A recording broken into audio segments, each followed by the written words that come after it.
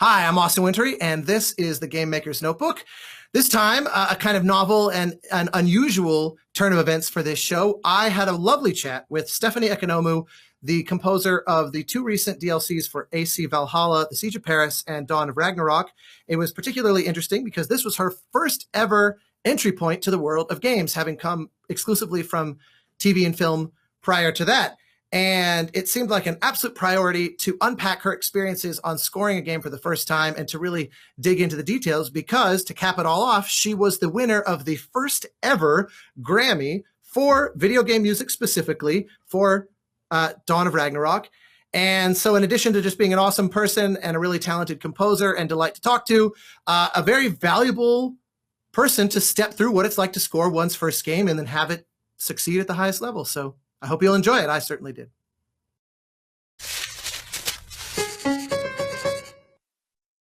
Well, hello, Steph. How are you? Hello, Austin. I am well. And yourself? I'm doing excellent.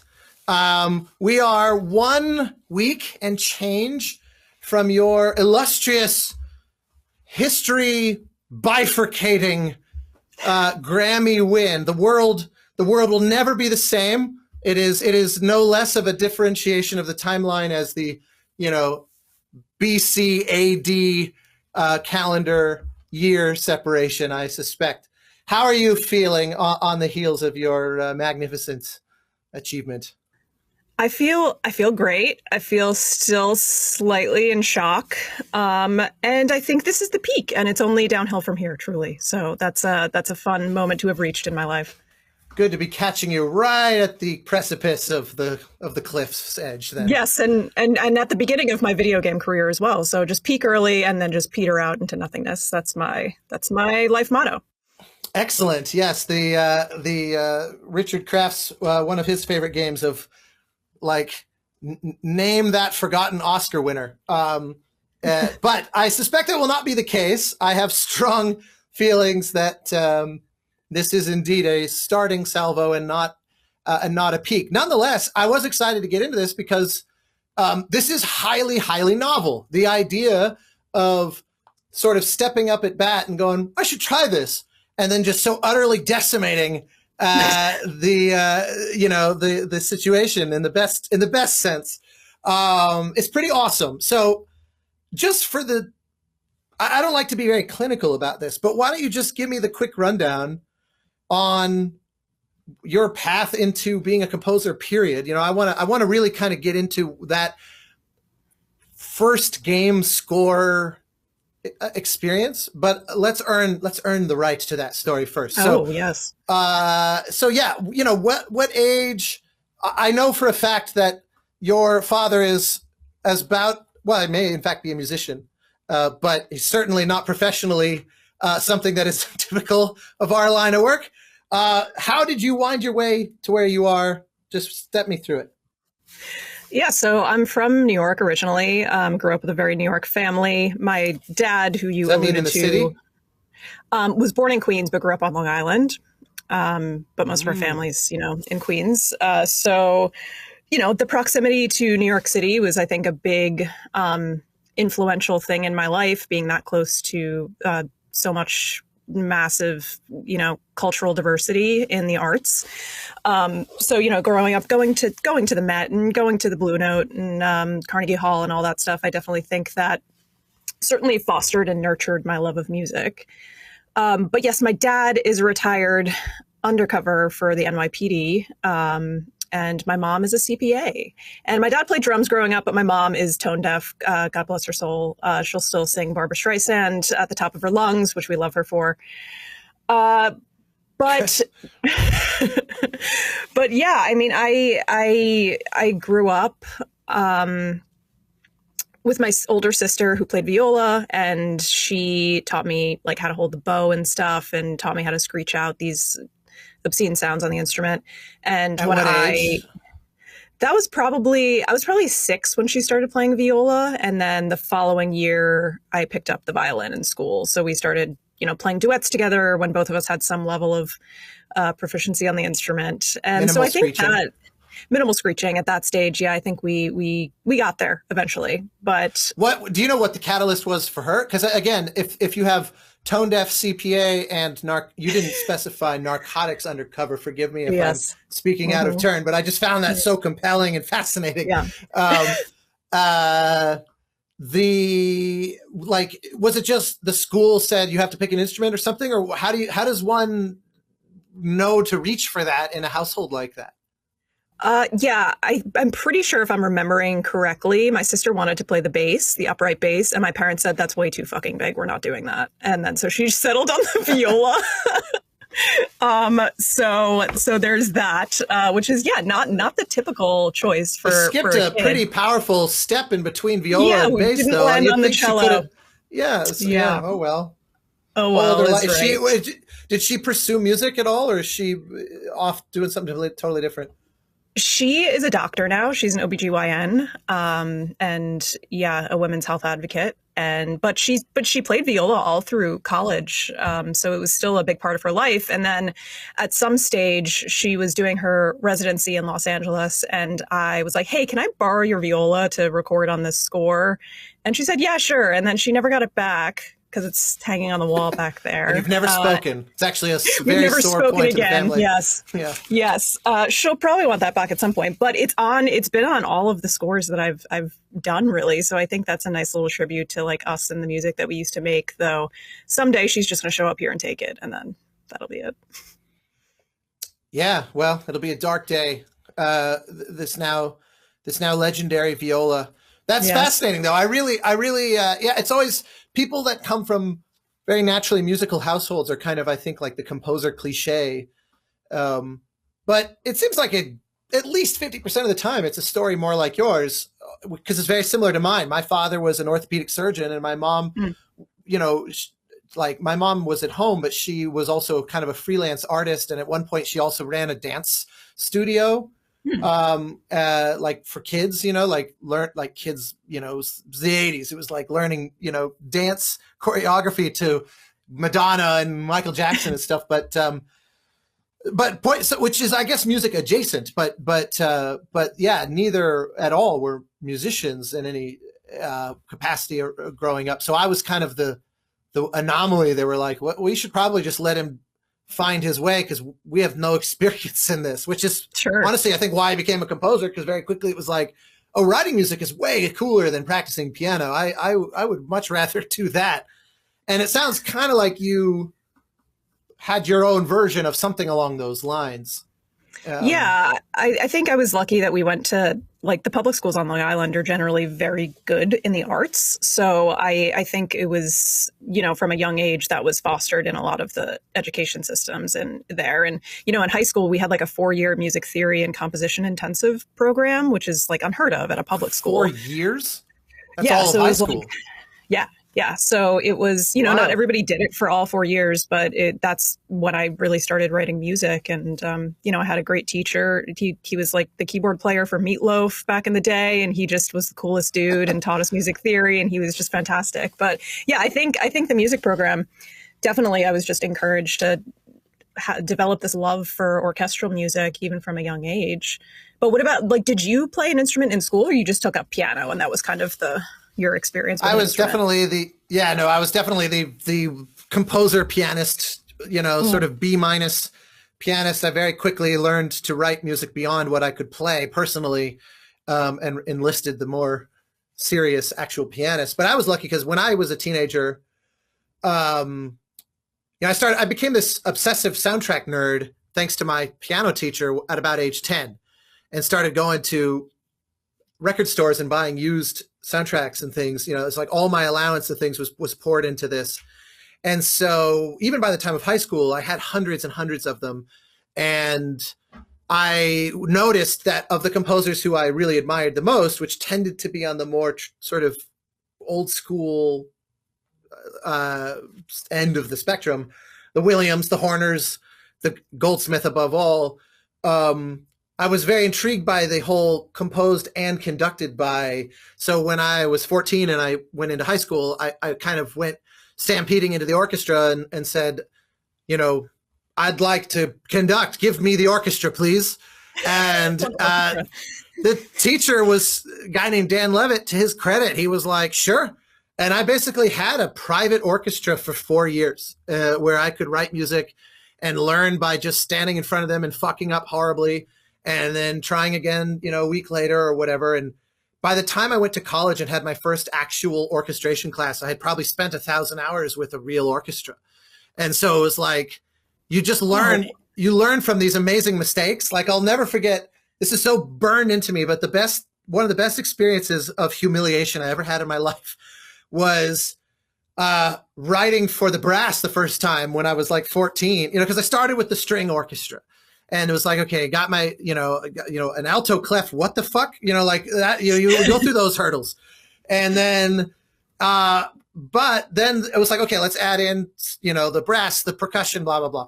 And because they had different orchestras, the school was a huge public school, 4,000 students. So they had like 5 orchestras. And so once I was working with the real full, like 70 people, I'll never forget, I start conducting this piece and the trumpets all were wrong, but oddly consistently wrong.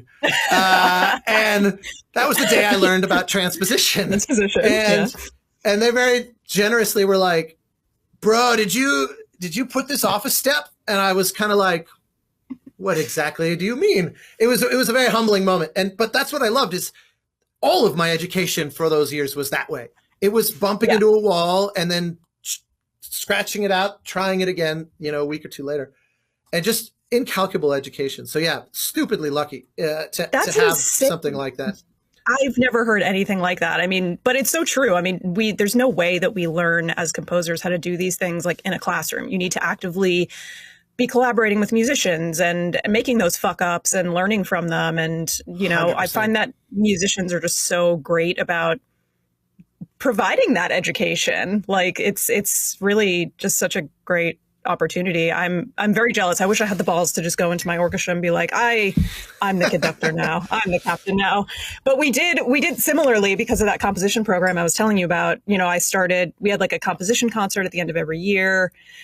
And, oh, wow. I started with like a piano trio and then was like moving up to the string orchestra. And then my senior year, I wrote like a symphony, like a tone poem kind of thing.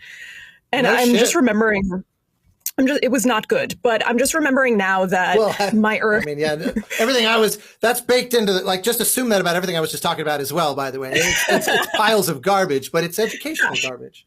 Yeah, for sure. I'm remembering vividly now that when it came time to name my compositions, I came up with the stupidest titles and they sounded so lame in English that I would just put them all in Italian because I thought that was a better idea.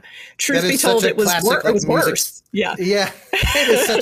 That's such a like student tell, like completely, concerto in F in sol. It's the best. I love those little like of who we were. Yeah, I'll see those every now and again, and I'll just think, oh my God, it's like Facebook memories from 14 years ago, and you're like, I was such an idiot. What was I can't believe I thought fit to share these things publicly. Like, because it's not even that they're embarrassing, they're so dumb. They're so just absent any substance or point or value to the world. Yeah, it's painfully dumb. I was such a douche. I try not to look at those Facebook memories. It's too painful.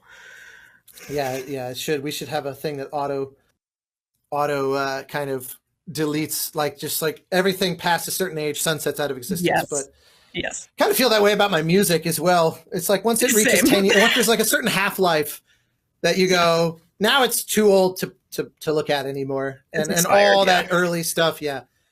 So that's really cool that you. That's actually very comparable. I mean, it's funny you said, never heard of that. And then you described something that's pretty similar, actually, of just grabbing those friends and musicians around you and being like, let's just make stuff. So the thing I'm curious about is you were in tandem with this sort of discovering games, I gather, given that you told me Halo, Counter-Strike, etc. were kind of part of your earliest gaming experience. Like, where do you have specific memory? I can't remember if I asked you this the other day or not, on like a game coming across your desk, so to speak, and being like, holy shit, this is something else. This is different. This is not, I don't lump this in with movies now, like, or whatever. This is really its own thing. Yeah, I mean, like my earliest memories of childhood, I was playing Sega Genesis with my sister. So we like played all those Disney games like the Aladdin, the Lion King. We played Toe Jam and Earl, which is still one of my favorites. And my husband like got the legacy one to play on PS5. Awesome. It was PS5 or maybe it was the Switch actually.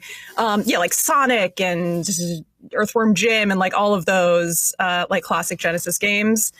And then we got an Xbox at like one of the first generation Xbox, whenever that came out. And that's around when I started 2000, like 99, 2000, I think was the very first Xbox. Yeah, I remember it being then. And that's when I like played Halo and Max Payne was a big one. Counter-Strike, obviously I played on Steam on PC. But that was Halo was a big one. I mean, probably because I never had anything in between a Sega Genesis and an Xbox, but it was a big leap just as far as like cinematic storytelling. Like I watched Gone with the Wind and then Jurassic Park. Exactly. Yes, that was essentially my gaming experience. But yeah, Halo left a pretty indelible mark on me, I would say. So did Max Payne, and I think I told you the other day I was like sick in December with COVID, and I was playing it again, the original Max Payne, and I was like, oh, this is janky as hell, but I still love it so much. That game was really powerful. I remember the first time, the way that game kind of like gamifies his trauma, and the way you kind of go into these sort of horrified flashbacks that are very surreal and nightmare-like. And I hadn't really played a game. Never mind the cool bullet time stuff. That was cool, but the sort of surreal embrace of a psychological concept was really, I remember it making a huge impression, that it like playing through that and not just relegating it to a cutscene or text or something like they are a jaded blah, blah, but like stepping through was huge. That was really that's a hell of a game. It really is. The thing that stands out the most to me from that game is that awesome bullet, like the slow-mo stuff. And also the nightmare sequences that you walk through with this like horrifying retelling of all of his trauma. And that shit stuck with me. I mean, that was not like any other, I mean, you could put that in a movie and it wouldn't have been the same experience, because you're like terrified to walk through these dark halls of his mind and his memory. And yeah, that game is so fantastic. And just like the noir / comic book aspect of it too, I think is really awesome and unique. So, I think this is just, games have been in me for a long time, and I sort of lost, when I went off to college, I wasn't really playing them anymore because I didn't have a way of playing it. The Xbox was relegated to what we called club basement in my house on Long Island. So I kind of like lost touch with it. What is that? What does that mean? That feels like a story. This is very common in like probably a lot of East Coast homes, but my parents like redid the basement of our house and just made it like this awesome space for all of us. We had like a pool table and an air hockey table and a bar, which I totally didn't drink at when I was under 21. I know, just while meanwhile your narcotics hunting father is across town, like, I'll show these ne'er-do-wells. Yeah, taking us back to Prohibition era, one baddie at a time. I don't even know what my dad couldn't be more the opposite. He's like, you want some tequila? Have some tequila. But yeah, and then we had the games down there. We had like DDR, and we would play, it was just a good time, and it was a good hang for all of our friends and family when they all came over. So we call that club basement. But yeah, I left home and the games stayed in club basement, and it wasn't until probably a few years ago, really, that I started playing again. And I think that's because my husband is a big gamer. And so we play a lot of co-op games together. And, if there's games that I just don't have the like time to sink the hours in, I'll just like be there watching it and doing other things while he's playing it. Like Elden Ring, I never would be able to tackle. But, we did It Takes Two. Is a special kind of person. Yeah, It Takes Two we did together, which was absolutely fantastic. Unravel, A Way Out, and some other stuff that I've started. You're just a Joseph Ferris fan, I gather. Then big fan. And yeah, like I'm in the middle of The Last of Us and Stray, and started getting into some of the Annapurna stuff, which is amazing. Which I know you know a thing or two about. I have done some dancing with Annapurna. Um, yeah, so that all kind of beautifully hands off to what I was wondering then, which was where. Well, actually, two-part question. Did your interest in music and composing as this thing in high school immediately lead to, oh, I actually want to do that for a living? Like, because some kids compose and then, you know, maybe here and there write something on the side of whatever their life becomes because it's a creative outlet for them, Yeah. but never actually pursue it or even take it seriously. At some point, you obviously did take it seriously. So what was the catalyst to that? And was it primarily film, or did you ever have games, knowing that you're playing games in the midst of all that, you have a positive association with games? Mhm. I'm assuming, you know, like if you're falling, you know, very few people fall in love with Halo without simultaneously falling in love with Marty O'Donnell, for example. Like, I imagine this was all kind of on your radar. So when did it become a thing where you go, actually, like, why can't I do that? Yeah, you would think it would be a really organic thing like that, but I guess my prefrontal cortex was not developed enough yet to just like make that connection. I mean, I loved all of these games and film and TV and those soundtracks and stuff, but I was mainly focused on concert composition, probably because of the environment I grew up in, like very classical, sort of It's very motivated. East Coast. Yeah. Yeah. So, and when I was like And searching, who were the, you know, out of curiosity then, who were your heroes then? Like, who were you going, like, who's, well, that says it enough. Who were your heroes concert music wise, just out of curiosity? I loved Bartok. I loved Mozart, What a Beethoven, win. Wagner. What a perfect answer. Bartok, Yeah. the greatest ever. Yep. He's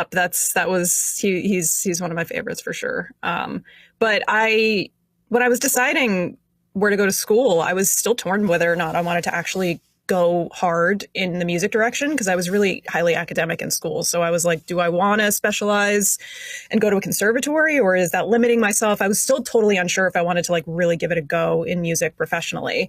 And my dad was the one that convinced me, you should go to a conservatory, because you'll find out so quickly if this is something that you want to do, because it's so balls to the wall. And that was great advice. I still sort of was yearning for a more like liberal arts, well-rounded education, but I ended up scoring my first short film while I was at music conservatory. And then it just like clicked immediately from there.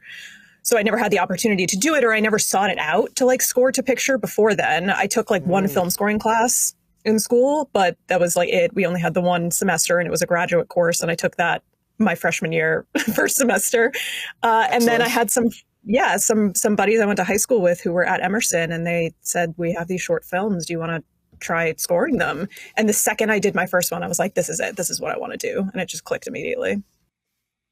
And so then what about the games component of it? Did you ever, like, prior to crossing paths with Ubisoft and coming on board with, you know, the Valhalla DLCs, was it a thing that you were actively kind of on the hunt for or seeking out, or like, you know, in conversations with the agency going, this is a thing I'd really like to have on the menu? You know, like at what point was it really kind of a pursuit conscientiously?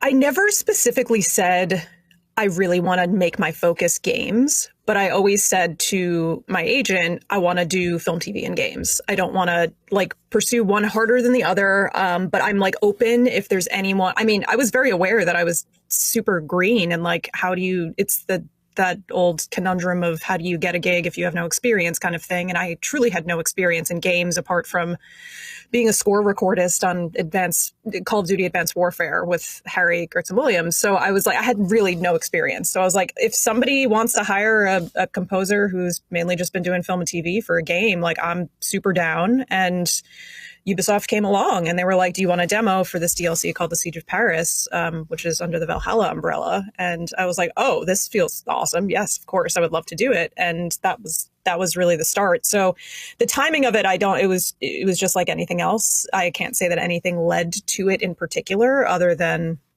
Ubisoft taking a particular initiative to want to hire younger talent and newer voices in the DLC space, which I really commend them for. I think it's awesome that they did that. Sounds like you basically just go through life with no plan, just chaotically moving like a ball in a pinball machine. Yes, that's me, totally. embracing ricocheting off objects and hurling towards other ones and going, yeah, you know what? Now let's do Yeah, that. this is fine. Yeah, totally. That's how I live my life. It's not all delicately planned and neurotically looked over and over with tons of anxiety. Well, and that's actually probably quite a bit of wisdom as well, because, you know, basically every time, especially in this field, and especially as a freelancer, all plans will eventually, like the maximum plan I find that I can make is what do I want to have for lunch today? And that's a 50-50 shot of actually coming to fruition. So totally. You know, once you start onto a time horizon of a week, a month, a year, 10-year, it's pretty hard to do anything remotely reliable. So I think just not even trying is a sign of wisdom. Yeah, things will hopefully come, and then I think the constant is always just putting your head down, doing the work, and you know, you have to see what happens. You can't predict it, but you got to just like be consistent with what kind of collaborator you are, and pound the pavement, and find new people, and network, and all that stuff. Obviously, those are the constants, but otherwise, there's very little control. I've found, at least. So out of curiosity, because you reminded me that your time, I had it in my mind that your span with Mr. Gregson Williams was post the last time he worked in games, because he did some stuff, you know, a fair bit before your time with him. But in my mind, the last one would have been before. So it's actually interesting. I'm just curious what your impression if from your vantage point in the capacity that you were part of the team, there was any real noteworthy difference between scoring a film or a game, or from the angle that you were in, it was still fundamentally a similar production process? It was definitely similar, but mainly because I came on so late to that project when I was hired with Harry that he was just finishing up cutscenes. So like everything else had been done at that point. So it was very much just like traditionally scoring. So I didn't really get like good insight into what that process was. So when Ubisoft hired me, I was like, I don't know what the hell I'm doing. You guys gotta I'm going to ask you a lot of questions, and I'm sorry if it gets annoying, but like this is very new to me, the whole process. That's a perfect segue.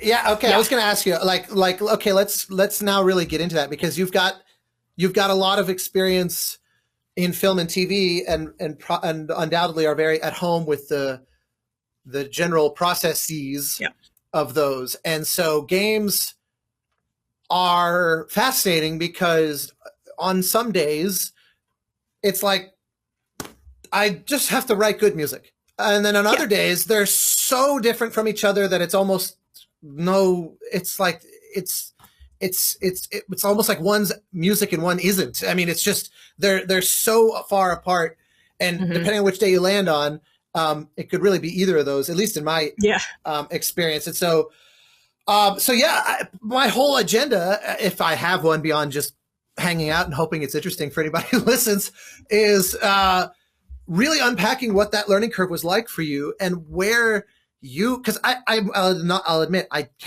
get a little bored when I'm asked for the 10,000th time to describe the difference between scoring a game and scoring a film. It's like everybody thinks they're the first person to ever ask you that. I know. It's become an interesting litmus test of my mood, because sometimes I'm like, oh, so it's really interesting, and other times I'm like, whatever, man. You know, so yeah. In any case, but I am putting that horribly cliche question to you, because the lens of working on one's first game, I just haven't ever had anybody on this podcast to really walk me through that first game's experience, recognizing that Dawn of Ragnarok, for which you illustriously won the Grammy, is in fact your second time at bat. So we are really, I guess, talking about Siege of Paris. But just walk me through that learning experience. Was it exciting? Did you find yourself, nervous? Did you, in fact, annoy them with your incessant questions? Tell me all of it. Let's ruin your career right here. Oh, yeah. Oh, I think we're with all the interviews that I've done in the past week, I've certainly said something to ruin my career at least once or twice. But excellent. I would say I was really terrified. I was especially terrified coming into the world of Valhalla, because Sarah and Jesper and Einar have created this amazing legacy for the sound of that game. And I was like, Jesus Christ, how am I going to, even if they were encouraging me, you don't need to do the sound of the score, do your own thing. It was still you know, that was a big undertaking. I feel like there was a lot to live up to just from a musical, like, inventive standpoint. And then on top of that, you have to understand, yeah, I didn't really know what the process was. And so, you know, they would send me like a cue sheet with, you know, things that they needed. And they encouraged me to start with just like a theme suite, which is something I'm used to doing for films and sometimes TV as well. So they really were just sort of like, focus on the music, just write a piece of music for us and let's talk about it.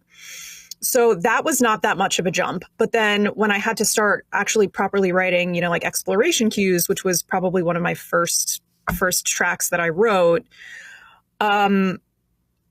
I didn't know, because, I mean, I don't know what your experience has been like for various games, but I didn't have a lot to look at in the beginning stages. I had some concept art and story synopsis, and that was kind of it. So I was sort of like, I'm just going to write what I feel inspired by looking at these things.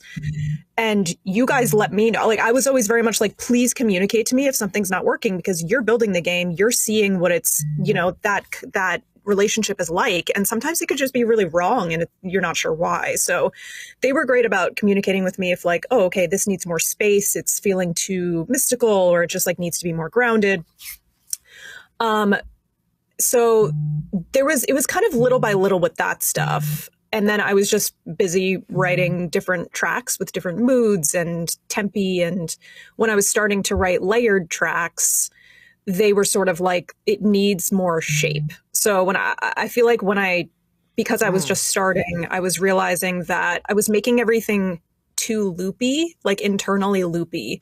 So like there's a ticker going for 3 minutes when it doesn't need to be doing that. They're like, it can change subdivision. It can be like, it needs to be a shapely piece of music, even if it's going to loop at the end, or at some point in the middle, like you need to create these gestures and switch emphasis and do all of these things. And I was like, oh, okay. You know, that was my naivete in game music, was understanding that I can put as much of that switching and breakdowns and things like that in it as I could if it were just an action cue or something like that. What do you think led you to the conclusion that, sorry, I'm curious to unpack that a little bit. What led you to the conclusion that, it ought to be somewhat more kind of flat or compact? Like, what do you think made that seem like the logical choice out of curiosity? I don't know exactly what it was, because the game music that I know and love isn't like that. I think I was just sort of unaware exactly of, during the implementation on their end, where certain things were going to happen and be triggered. So I was like, do I need to keep this level of consistency in the sound throughout? Or like, I just didn't know. So like my first go at a couple of those cues were just too flat and like they weren't as musical as they could have been. Even if there were like themes and modulation, it was just like some of the layers, like the percussive layers, were just sitting there. And when they explained to me like that it can do these things, I was like, oh, okay. I don't know what, there was just something in my head that I had assumed I couldn't do those things, but truly there were no limitations. I think the other kind of, you know, rookie mistake I made was in boss fights. I was sort of building towards the end of the queue, because I think that's just like an instinct in all of us to want to just like make it really fat towards the end. And they're like, that's not going to work, because you loop back and then it loses all the steam. So with the boss fights, I learned that they want it to be at a 10 intensity level the whole time, so that they have the ability on their end to arrange the queue and add those layers of intensity as you get towards beating the boss, which is kind of the opposite of what you learn in film and TV. Like, you want to like create these shapes and build and do all of these other things, which is not as practical at the start and the finish. So giving them all the fodder that they could, just, you know, width wise, and density wise was another thing that I had to readjust to. But I feel like once I learned those sort of very, very crucial things that you would think anybody would know about game music, it was pretty smooth, I think, from there on out. It was more so just, you know, me asking them a lot of technical questions about like, what would you like things to be labeled as? What would you like the file names to look like?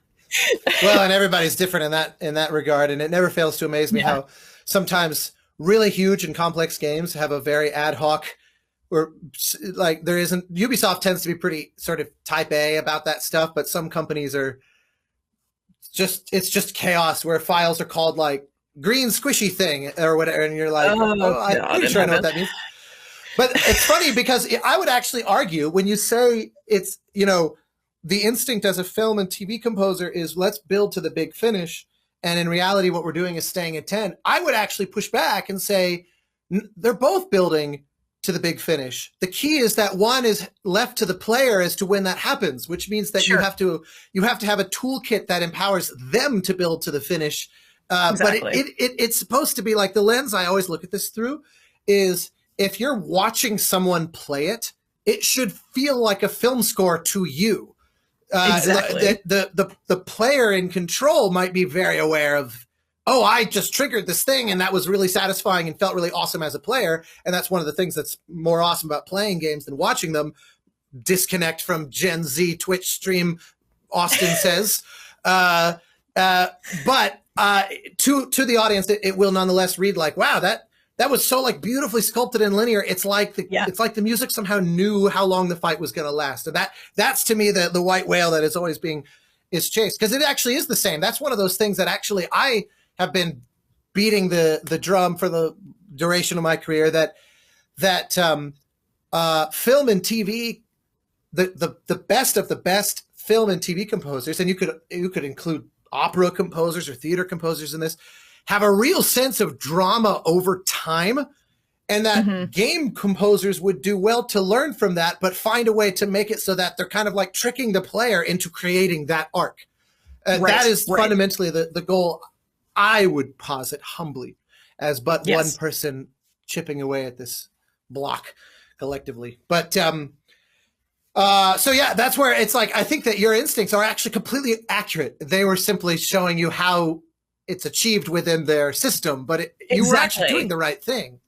Yeah, it's just sort of like as composers for film, where the buck stops with us, whereas in interactive media, it needs to be adapted. It needs to communicate with the player's actions. And we as composers are not responsible specifically for how long it is before those things happen. And that's why it's this field is so highly collaborative with the audio directors and the supervisors and everything like that, because they're arranging, they're making those shapes with your music, even if you have the foresight to know like, oh, this is what it's going to be like at its biggest and its fattest, and like I can see how the building blocks are going to go along the way if this is arranged in like into a 15-minute, 20-minute piece or whatever. But they fully like have the capability of like shaping that narrative for the player with your stuff. So it's just like a different sort of, there's a trust there with that too. But yeah, that's exactly right. It's like they are making that sort of shape for the player.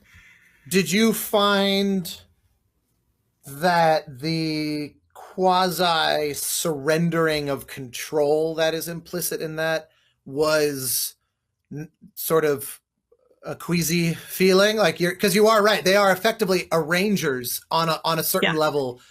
Did that take adjusting to? I have a hard time relinquishing control in general. However, I was so new to games. And all of it was I just had a lot of trust in them because they're Ubisoft and they're amazing, the music departments. And I was sort of just like, you obviously know what to do with this stuff. I haven't played Dawn of Ragnarok, and Siege of Paris, I've seen a little bit of it, but I don't actually know how the implementation went. And that's something that I am just disconnected from. So the fact that I am so intense control-wise with pretty much everything in my life but I just like departed from that and just like let it happen. I think it's mainly because it's going to be a learning experience for me. Like I'm going to see how it was done, and maybe that'll affect, how we collaborate moving forward. And I can ask more questions specifically about, how it's going to be done in the final or whatever. They would send me some gameplay that with it implemented, and I kind of got a feel for some things, but as some scenes, some sequences, I have no idea. So I really should play it and see, and then that should influence how we move forward next. But truly so green that I was just like, yes, enjoy, do whatever. Let me know if you need anything. Does that feel fundamentally different to you? Arguably it is, but I'm just curious your subjective take on it does it feel different from the way a film dub? You really are also relinquishing control, and most dubs you have to deliver pretty stemmed out, and they may make just as substantive changes there. Hypothetically, the goal is not to, like, it's really about problem solving than it is creative exploration. But some directors just go wild with it at the 11th hour. And if you listen to the sort of James Newton Howards and Hanses of the world who have seen it all and done it all and are continually kind of up at bat, they all just seem to have in common this attitude of, once it's out of my hands, it really is theirs now. How do you reconcile that with being such a sort of self-described control freak? I try to be on the dub stage whenever I can, if they will let me. And I have certainly been on a dub stage, especially with the TV, like one of my first TV shows, where I just would not shut up. I was like having a hard time. They were mixing the music so low that it was barely there. And I'm like, what's going on? So I would make sure I was at every playback and like giving notes for everything, because I did have a hard time like understanding this is where it ends. And I've worked so hard to get to this point for someone to just like not paying attention when they're riding a fader or whatever. And this is not like, mixers are so excellent and amazing at what they do. Obviously it's a craft, but it's sometimes we've already logged your I know. Shit. You can't walk it back. You just hate them. You hate mixers as a demographic of society. Yes, globally. I do. But to a certain extent, like, yes, you are relinquishing. But how did this feel different than that? Like, if you've had to learn that, then you've had to learn, okay, it's not. It's the same. I mean, I do feel like in film and TV, I try to, I just try to be there for playbacks, like final dub playbacks, and at least then I'm like, okay, I know what to expect. I'm not going to go in the theater 3 months from now and be like, what the hell happened? Like, I'd rather know ahead of time and understand why. And oftentimes that could be a note from a producer being like, we don't like this, or like, and I think us composers, we tend to do crafty things. Like when we deliver mixed stems, we're like, well, I want to tie that, like let's put those two stems together because I don't want them to fuck with the balance of it or something like that. Like, I don't want them to be able to get at something.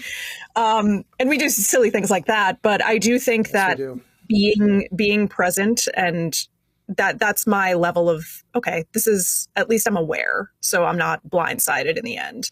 But I think it is the same thing. If you're not going to all the dubs and all the playbacks and all that, you are just being like, this is it. I've done it. This is the product. It's in your hands, and that's all. And it's all trust. And there's so much trust that goes into this career in general, whether it's trust with an assistant, trust with, an editor, or with the final dub mixer or the audio director. So I think it's all about being a good partner in all of that and trusting the experience of someone else. And if you want to be there, but having that mutual respect as well for other professionals in the industry, I think is really crucial. And I had the utmost respect for Ubisoft and trust, obviously, in how they're going to implement my music. And at the end of the day, the soundtrack is the big thing for the composer presentation, right? Because that's a very different listening experience than it's going to be in the game anyway. So that's where I put all of my control, is into what the soundtrack is going to be too. We'll get to that in a minute, because that's definitely something I'm curious to hear how you sort it out.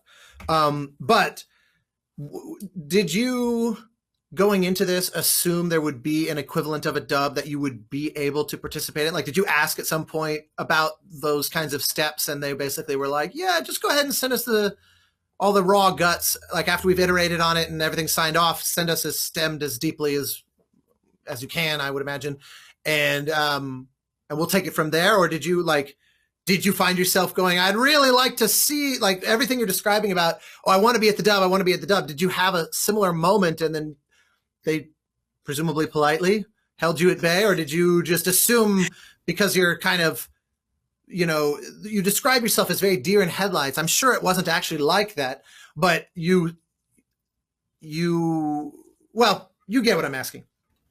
Yeah, I did not ask them that. I was sort of asking them a lot of questions about, like, how can I stem this? How can I prepare this for you so that it gives you the most fodder for the most creative implementation, the most flexibility. That was my crucial thing. And I am very, very organized with all of that stuff. So, and they didn't like give me a layout. They're like, I pitched to them what I wanted to give them, and they're like, yeah, that's great. And I was like, are you sure? Like, do you need anything in addition or what? But no, it was very much like I just stemmed it out and made it sound as great as I could, sent it to them. And I said, if there's anything that's just not working or that can be improved, let me know. And they never came back. So I think also just foolishly, I didn't know if there was such a thing as, I probably could have requested from them, can you get me a game capture of this boss fight with like some, just so I can hear how the music is being implemented.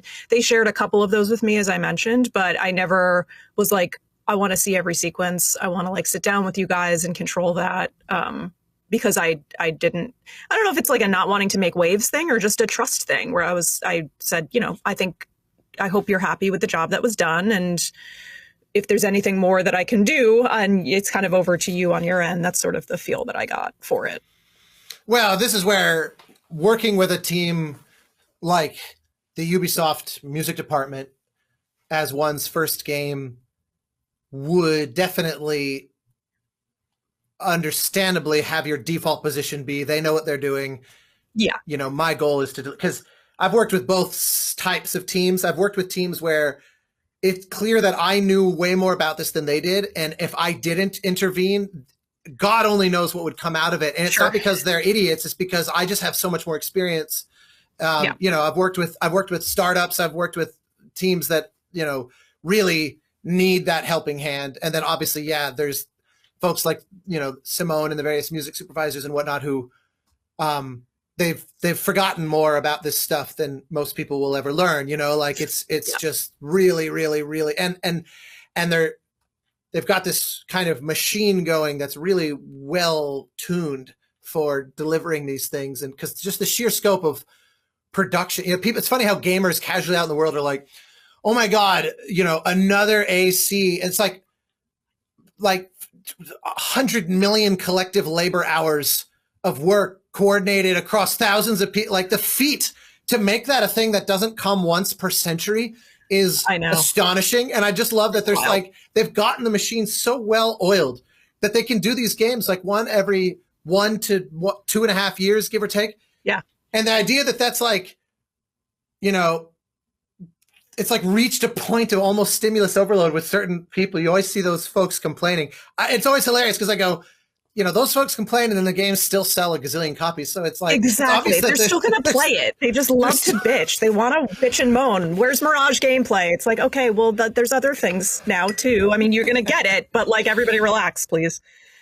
It is very funny how we managed to let 0.01% of loud people somehow create this impression of being representative of even 5%, never mind more than 50.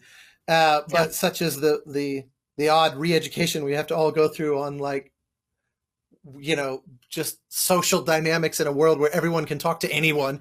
But anyway, setting all that aside, something that we kind of glossed over that I realized could be really fascinating, especially because I hope that younger composers for whom your story is inspirational, which they'd be stupid to not regard it that way, could really learn from, is the demo process, because Ubisoft does these things kind of a variety of different ways. And I actually have no idea what your process was like, what the steps were, sometimes it's very iterative. Sometimes it's more talking than music, all that kind of, just every company works differently. And even Ubisoft's different teams like Toronto, Montreal, Quebec, they all kind of have their different flavors. So what was that like for you? How long of a period was it? Just purely for the educational value to anyone down the road, I'd love to hear what it was like. Yeah, so I've done a couple demos for Ubisoft, both of them being like, I also did maybe it was just for Siege of Paris, actually. I've done a couple for them, haven't gotten the gig for at least one of them. But the demo process that I have been through with Ubisoft specifically, generally they'll just send over like a lookbook or presentation specifically for music, which is very involved and detailed, which contains a lot of concept art. And it's really inspiring to go off of. Like they give you a lot of information especially if it's, you know, a bigger game that has a lot of history and legacy to it. They give you a lot to go off of. And oftentimes you'll hop on a call with some of the creatives too and just chat through that, which is a very generous thing to do when you're not even hired as a composer. You know, they want to set you up for success, really. And they know how crucial music is to this storytelling. So I think that sort of ripples through and echoes in how they handle the demo process with composers. I think it's also worth just interjecting. Sorry, hold that thought just for 5 seconds. Yeah. I think it's worth interjecting that generally speaking, I don't actually think it's necessarily generosity on their part to have those calls, because the people they're inviting to demo is already a whittled pool. It's just worth pointing that out, that it's not like you knocked on their door as a random person off the street and said, hey, I'd love to throw my hat in the ring. Like you will have already come on their radar. They would have presumably listened to a reel or something, and they've got it down to, I would imagine, never more than 6 people, probably less than that, where they're truly seriously considering. So now it is like about investing in that process. It's just, again, for anybody who later listens to this, who might not be familiar with that, they will often give you a lot of that time because you're very serious. This is not a long shot. Like your odds are, 1 out of 3 or whatever. Like, and it's not a cattle call. They never, at least on a Ubisoft and most major publishers, they don't really do those. Sure. Just shoot us whatever, and 1,000 people submit stuff. And I just wanted to interject that for the record, as it were. But go ahead, continue. So they stepped you through everything.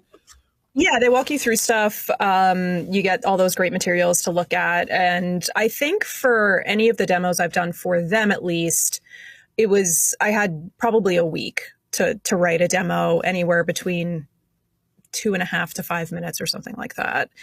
And they don't really mind. Like sometimes they're specific about, okay, we'd like to have an A section that's a little bit more ambient and introduces a theme. And then the B section just like build towards a more action oriented or stealth oriented thing. Sometimes they don't really mind what you do. They just said, be inspired by it and fit it within this length and then deliver it back to us. So that has been my experience in the demo process. Pretty good. I mean, I've definitely had to do demos for television and films where they're like, can we have it tomorrow? And I'm like, go fuck yourself. But go fuck yourself. We'll do it. And then yes. But we'll do it. And yes, absolutely. So, I mean, I do feel like there's a really wonderful respect for composers in the game world. I don't know if I've never been like disrespected in film and TV, but it feels like there's this built-in sort of, I don't know, you're such a big part of the team.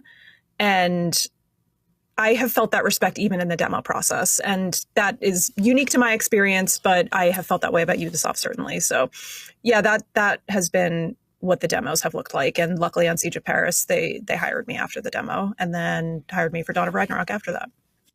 Yeah, happily, I don't think that is especially novel. I think that we are made to feel a little lower on the food chain in film and TV. And I don't even think it's done out of disrespect, like they look down on us. It's just, we're just not as important as other things they have to deal with. And when you're 9th in line and you only have time for 7 things, like it just happens. And it's not malice, in other words. But in games, you're right. It does seem that music is also, it's almost like the default position of game developers en masse, with reasonably rare exceptions, is a kind of Spielberg style direction of, I'm just banking on music being necessary for that. Like, I don't know what the scene how it's going to play yet. But like in the case of Spielberg, he's like, we're just going to have no dialogue and it's be pure visuals and music is going to carry the day. And I'm just assuming John Williams is going to come up with the right thing. And most directors are kind of too afraid to trust this giant unknown that's going to come at the very end for their film to work. But games, for whatever reason, maybe because we have the opportunity to be in there earlier than the last second. Yeah, exactly. But it does seem like there's a certain, music is going to be the difference of this working or not. And like, of course we're going to make it that way. Like, just, it's almost like it would be bizarre for them to think, let's make sure the game works beautifully with no score, then we'll add score. Like, game designers don't think that way, but that's routinely common for film. and TV. Yeah, yeah, it's so true. I mean, we're part of the world building in a big, big way musically, and that's why they like to hire composers at like the genesis of that story. Even they've been working on it for a while, but like, I was hired very early on the games that I have worked on. And film and TV is usually like, oh, we've been in the edit for a couple months. We should probably think about music now, which is, like it makes sense. Sometimes it can be a bit of an afterthought. Certainly not with everyone, but I think starting early on with early concept conversations has a lot to do with the respect that they have for composers and their contribution. How long were those two DLCs? Like how long was I working on them? Yeah, like I realized I had no concept for that because obviously DLCs are kind of a microcosm of the thing for which they are DLCs overall production, but some of them are so gigantic that they're borderline sequels. That's one of those odd phenomenon with certain games. And so my assumption was that the time would have been considerably shorter, but actually maybe not. Yeah, so Siege of Paris was like a pretty short game. I can't remember the amount of gameplay hours it was, but I wrote about 40 minutes of score for Siege of Paris, and I worked on it maybe for about 3 months. And then Dawn of Ragnarok was pretty short. Yeah. Dawn of Ragnarok was much longer. It's like the biggest expansion Assassin's Creed has ever done. Significantly more gameplay. And that was a little over an hour of music over the course of, by the time I started writing, I would say like 4 to 5 months, maybe. Yeah, that feels about right.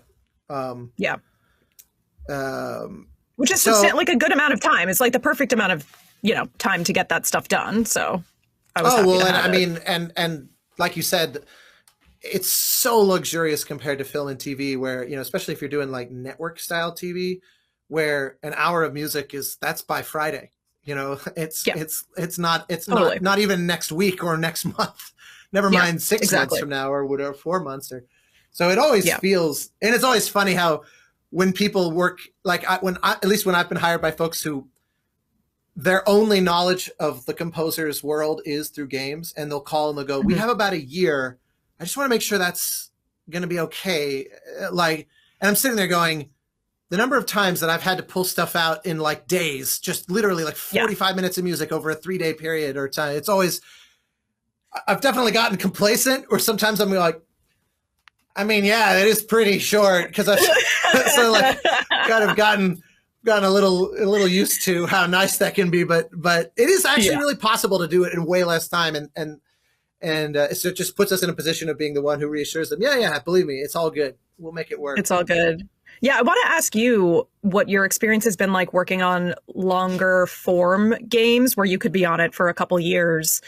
How do you plan for that, like work within that time? If sometimes they'll be like, we have this amount of music we need by this time, and then they go away for a few months. Like, how do you balance other projects in there when it is such a like long-term thing? Well, usually things are organized into milestone schedules so that even if you're like, I know I'm not going to be done for 3 years, I do have a sense of what needs to be done by next month, because there's usually, if they don't offer that, I will usually propose something like that, so that otherwise it's too like, it becomes this abstract hypothetical. You're like, I'm working on a game. I don't know what I'm doing. I don't know. Like you lose contact with reality. I like to ground things and find sort of, what is the actual real manifestation of this pie in the sky thing we're dreaming about? And then just taking off, small bites, knowing that you don't have to plan the whole thing. You don't have to go, okay, every week between now and like a line producer, going through and saying every single hour between now and 3 years from now is accounted for. And that way I know immediately if I'm behind schedule. You typically don't have to get that granular, because again, just like with the TV comparison, if we start to drift behind schedule and it's like, oh, we were hoping to have 20 extra minutes in by the end of this year and there's only 10 minutes, like it's usually, if you're keeping track of that stuff, it's usually plenty of time to take the heat up and get things sort of on track or whatever. And I also really like having regular meetings, just like constantly, every week or every 2 weeks, even if there's nothing necessarily to show new, just to make sure that you're very aware of what's happening, because it happens all the time that, like, I'll go to the all hands meetings with teams. Like, I really like going to these big stand-ups where there's like 80 people on a call or whatever. And they're like, everyone goes through what they did that week. And sometimes they'll be like, oh man, the animation department just did the fucking coolest thing. I'm going to go make something for that to show them next week. Like, no one asked for it. I just saw it and was like, it's going to need music undoubtedly. Let's go do it. You know, of course, some games certainly worked on projects like your experience, as you described it, where they've sort of done a lot of that. And this is where DLCs also often will kind of extract their formula from the thing that they're stemming off of. So they'll know, okay, yeah, if it's an hour of music, 30 minutes of that is going to be kind of open world exploration that needs to go one way or the other. A little carve out for some side missions, a little carve out for some cinematics. You know, the bulk of what's remaining will be combat, and then a couple little like uber boss fight combat variants. Like, it's like they'll fit into these buckets that are pretty well understood, and you might adjust a little bit from here, a little bit from there, but they've got it pretty dialed in. But when you're starting on something from scratch and it's like new IP, especially if the mechanics are really unusual and it's like no one's ever really quite done this before. In my experience, at least, the first third is just throwing shit against the wall and going, oh, that didn't work. Let's just throw that away. And I did this game, The Pathless, where a year and a half into it, I threw out 100% of everything I'd written. And I just decided this doesn't work because I've thought of something better. And the game has achieved, like, they've designed so much since I began that is different from how it started. We all have clarity. We finally know what the game is. You know, the nice thing about working on an Assassin's Creed game or a Far Cry or a Call of Duty or whatever is you don't, like, the nice thing and the bummer is you don't have that experience. Like, you're kind of, your knowns are known, and that can be very relieving, but it's also fun. I enjoy the act of discovery that comes with totally new IP where you go, oh, fuck, we've been doing it wrong. We only know that because we handed it to some stranger. They played the game and we realized, oh my God, we haven't been making the game we thought we'd been making. And, you know, that's just the nature of those kinds of projects, which is, again, equally the excitement and the bummer of those as well. Yeah. Yeah. I mean, on Dawn of Ragnarok, we had that on a very micro level where the first few minutes of score that I wrote, they were starting to put it up to the game, some of the exploration bits. And they're like, we're realizing that it just needs to be more spacious and it needs to just like breathe more. And they didn't know that that was going to be the case until they really got to that moment.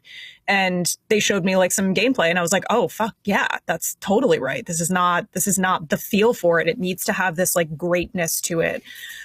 So yeah, I can see that very much happening. I feel like I get that way on regardless of what project I work on, like the earlier stuff that I'm tapping into first, even if it might be gut instinct, like you got to live with it for a little bit. And then I always circle back and I'm like, I hate this so much. I'm rewriting it. Cause like you get to the meat of it and you realize, okay, this is it, not the stuff I wrote first.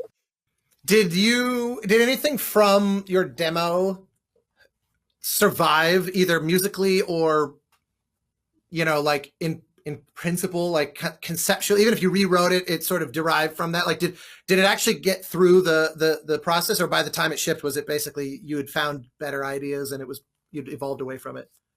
Yeah, none of it ended up in there. It was a totally different thing. I think mainly because I went to like fantastical and mystical with it at first. And that was not like a little too Lord of the Ringsy in some ways. And they wanted something a little bit more grounded and unique and just like different for it. Which they also didn't quite realize yet either. That was before we had the black metal conversation. But no, none of that survived. I don't think anything from, maybe my demo from Siege of Paris, the theme made it. I think the theme survived from that. And I used Siege of Paris, I used Viola da Gamba, which ended up being like a big part of the sound of the game and the sound of Paris, even if it was much later musical history wise than when the Siege of Paris actually happened. I know, I'm just so rule breaking. God. There's historians that are looking at this going, the fuck kind of historical accuracy is this score in our game where, you know, Earth was seeded by aliens and you can access your memory. You can have this like Carl Jungian access of memories because of a magic table. Yeah. Yeah. How dare never you? work in this town again. Never work again. Yeah. But Dawn of Ragnarok there was some failures. Actually, my first stab at the theme suite after I got hired was also, I think nothing survived from that. It just wasn't right. Which is consistent for me through all of my work, is that my first stab at everything fucking sucks. So at least I know that now, and I know, okay, it's just hard to get motivated to suck for a little bit and then get it out of the way and then find something that works. But it's part of my process, as they would say. Well, and I think it speaks to your collaborators at Ubisoft that they didn't fire me. I agree. Space. Yeah, exactly. They gave the space for experimentation, or you could even say the space to fail. To me, it's actually very cool that the demo is sort of largely in the past and the final score was free to move away from that, because it really shows the difference between what it took to get the job versus what it is to do the job. And they can be, pretty damn distinct from each other sometimes, and sometimes not. I mean, there's occasionally... Sam Hulick, I found out not that long, when I did this recording actually with Jack Wall, and we were talking about Mass Effect, he was saying that Sam was invited to demo and wrote a piece that, like, if you go on Spotify, it is far and away the most popular thing that certainly he did, if not anybody did, for the Mass Effect games. It's just the music that plays over the map they call Distant Worlds. And it was his demo. It was verbatim his demo. And I was like, that blew my mind when I discovered that, because that's never, at least I'm with you. I always try to very quickly discover what makes it shit and figure out how to scrub that out. And I'm just move on. Thrilled I got the job. But occasionally lightning seems to strike even when you're just speculating on what it could be and you haven't even seen anything yet. Yeah. And I think it's true. Like there was obviously something in the demo where they said, yes, this could work, even if this isn't, right in the pocket right away. How could it be just with a demo? Some people, but like you said, some people, that's fascinating. But they heard something. And then I think that also goes back to the trust thing, where they said, we think this could be a good collaboration. And we know that you have these inflections that we think could be really great. And even if what we ended up with was a huge departure from that, they took a chance on it. And taking a chance, especially on a composer who has no game experience, that's no small thing. And I'm grateful that there are game companies out there like that, and studios likewise, that are doing that, because that's the only way that we get newer voices in, we get diverse voices in, and all that. So, I'm very grateful that they did that, and I'm grateful that they did allow for that experimentation, especially with the black metal and stuff. I mean, it even took a little bit to get to the right black metal balance that felt right for the game too. So it's all being dialed in, and that's the case for most games, but especially when you're doing something stylistically that might be a departure from something else, I think that's usually the case.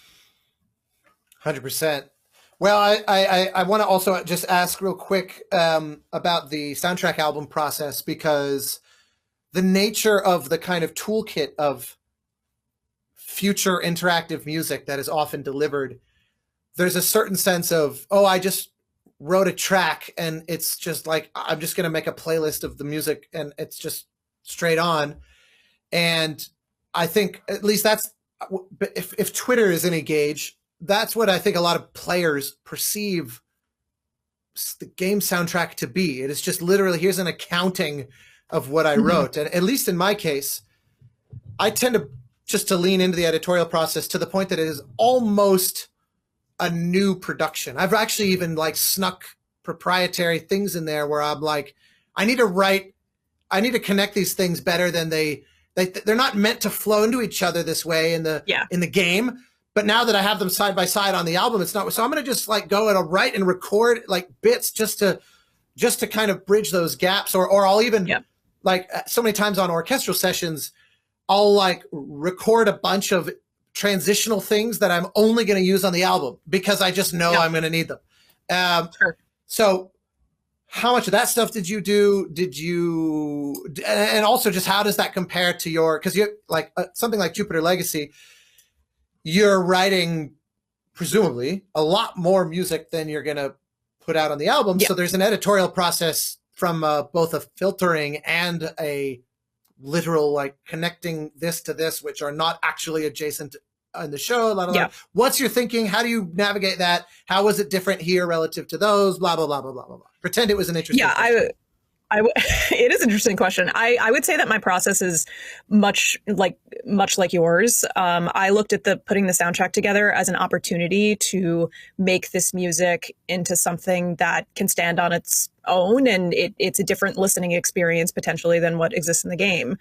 So, we have an opportunity there. We have pieces of music that we designed to have these multi-layers, and it's just like begging for a remix or an arrangement or something like that. So that's what I did. I kind of went through, I cut the fat. I had, maybe how'd you fight define layers what was on the fat? Like, did you like what made that ping that way for you? Just something I didn't really find particularly interesting to listen to. Like some cutscene stuff that was just like more tension. I don't really care to include, like, I wouldn't want to hear that on a soundtrack necessarily. Well, that's not true. I don't really want to listen to my music ever, but I think that just, like if it was Alan Silvestri's tension cue, I would probably listen to that. But for me, I wanted it to be like really concise and, for the flow to be right. And I don't like including things that I feel like just don't necessarily have a place. So yeah, I try not to be too precious about my music in that kind of way. Truth be told, I probably could have trimmed fat off of the Dawn of Ragnarok soundtrack, but I was happy with how it all came together and the performances that were on there. I really wanted to be part of it. So yeah, I went through and, I would take these layers and maybe I would like start out with the fight layers on top and then like break it down in all of these different ways. And then maybe connect it to other music that kind of ended up just like working together as a performance. I would say the only thing on the soundtrack that existed in its full form is the first track, the main theme, because that was written just to play out on its own. Like it didn't have to, that was just a full piece of music. Yes, exactly. But everything else is an arrangement or a compilation, or it has sweeteners, or it has like all of these other things to make it what I hope is a fun listening experience on an album.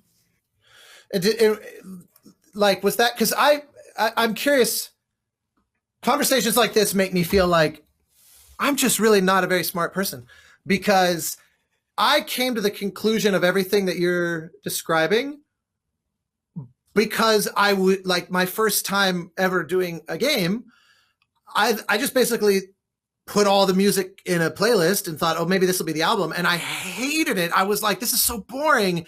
And it didn't even occur to me that it would be boring until I literally forced myself to listen to it and then realized, like, okay, there should probably be an editorial process here. But it sounds like you intuited that ahead of time, which impresses me. Yeah. I mean,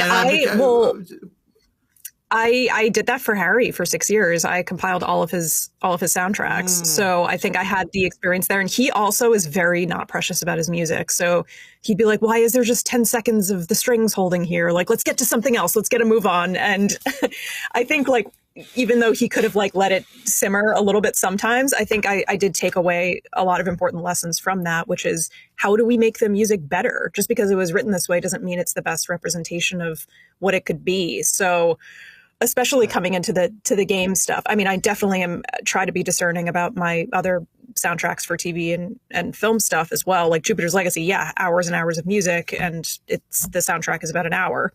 And I had to make a lot of decisions, and I make a lot of people listen to the soundtracks too before I let it go. And like, I think we all have those couple people in our life who gives it to us straight, and you really trust their opinion. So I send it to them and they're just like, yeah, you just don't need this track. And I'm like, thank you. Okay, great. Like I thought it was going to be a really good, addition, but to hear it from somebody else, I think it's important to get that outside perspective as well. But especially in the game, when I came into game music, I was like, this could be fun. This could be a really fun way to arrange the music in a different way. And it was like, it took me a week to put the soundtrack together, and I put it together in my mother-in-law's guest bedroom over Christmas. And that was just, everybody was just there like, what the hell is she doing up there? But it was, yeah, I think it's fun. I think I'm working on that Grammy is what I'm doing. I really should have thanked her in my speech. That was a mistake. Well, that's okay. They make very clear you have mere seconds. So that's actually kind of a wonderful sort of last little thing to dwell on, and then I will let you go to your afternoon.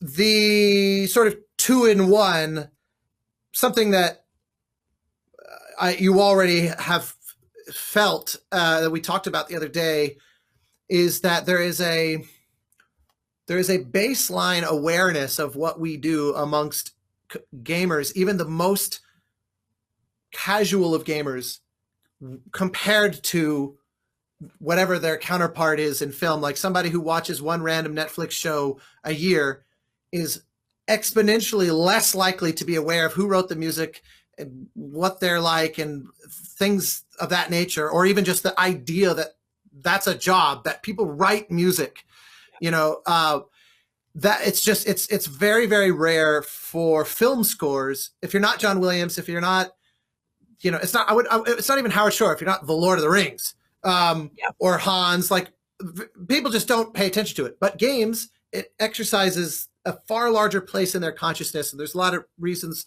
why I think we both sort of understand. I'm really curious, what has that experience been like for you? Because I'm just assuming, and if there's any righteousness in the universe, it is the case that you've been the recipient of far more attention from just the average player than you're probably accustomed to from like the viewers of Jupiter's Legacy or the Step Up stuff, or et cetera, et cetera, et cetera. Yeah. Like what, just how's that been? Yeah, I mean, before I even started writing my first game score, I that was compounding my anxiety, because I know I'm a gamer and I love to listen to that music, and I know that gamers really listen. So there's an extra pressure there, because it's you want to connect with them all the more, and you want to give them something that's going to like tie to the memory of playing that game. And that's what we have the power to do as composers. We have like, when I hear the theme to Halo, I just get this like guttural thrill of like excitement and just all of these things that I feel a lot of strong feelings about certain films and things and stories, but not that way that I feel about games. And we have a responsibility there to create something great for them that they can just like tie in this very visceral way to the story. So daunting and thrilling for sure, writing for it. It was, but like, yeah, reading, I shouldn't go into the cesspool of YouTube comments, but I do. And there we are all like, do. We all do it. And it's generally just very amazing to be able to connect with people all over the world in this way that they just like, they want to keep listening. It's not just, oh yeah, this cool soundtrack came out, I'm going to check it out, whatever, on Spotify once. They want to keep coming back because it's tied to a memory. And so that's what I love most about gaming, is about writing game music rather, is being able to develop that with people I'll never know in a meaningful way. So I love that we can set that mood for them, that we can build that world for them, and that they can revisit these memories through the music. Has the experience of the Grammys noticeably kind of amplified that? Is it, I'm sure, all your friends and families and acquaintances you haven't heard from, everybody, invariably reached out and were thrilled. Mm-hmm. But in terms of the players and the kind of the people you don't know, did you find a surge of well-wishing? Yeah, again, I certainly hope so, but I'm just curious how aware people are. Sometimes these things feel like the biggest deal in the world to us, and then we realize how inside baseball it is, and so that's why I'm curious, because the AC community tends to be pretty active, so that's why I'm asking in a very leading. I hope I know what your answer will be, but I am genuinely curious. Yeah, I mean, I think everything I do is very inside baseball. But when it came to Assassin's Creed and all the, social media stuff that they were posting, everybody was really lovely and said that they really did enjoy the soundtrack, even if they didn't play the game and they're just asking for Mirage gameplay. Like a lot of them listened to the album, and they said they connected with it and they enjoyed it, and they said it was well deserved. And that does go a long way, because you always want to be able to impact people with your music. Ultimately, I think that's why we all write music, is because we want to connect with others. So yes, it was very lovely. It was lovely to hear from some of the fans. And yeah, Good. that'll probably be my last Grammy. So first and last, and now I retire. That's it. That's what's happening. I suspect not. But you know, fate is unknown. But I really do suspect not. It is one of those where every now and again, someone will get lucky and be the right person at the right time or whatnot. But everything about their demeanor or their work, sometimes someone is just the right person for the job, but it's clear that that one thing was kind of the one thing they can do. So they milk everything they can out of it, and well, they should, because there may not be many more opportunities. And then there's other folks, yourself very much included, at least from my assessment, it couldn't be more the opposite. This is just one example of many, and there's a lot of places, and the most exciting thing is it's a lot of unknown places. Who knows what will come next? I mean, you yourself have spoken to that, this particular blend of that kind of like Scandinavian black metal with this very sort of almost ethereal, textural, electronic stuff with these other kind of guttural and visceral instrumental. That's not exactly like a subgenre you spend all your time in. And oh my God, how great a game came along that let me do this thing I do otherwise all day long. Like you are an explorer. I think that's one of the things that we all share in common typically in this line of work, because every day is different. So I would not be surprised if you're just routinely kind of in those pools for the film and the TV side. It's been very gratifying to see good things happen to good people.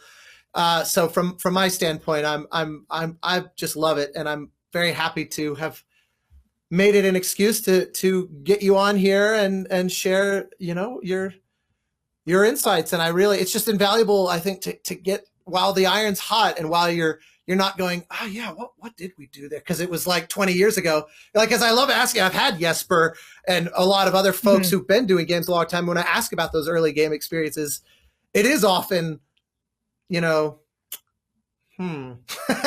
so I really love the opportunity to kind of to hear it fresh, knowing that you delivered at the highest conceivable level.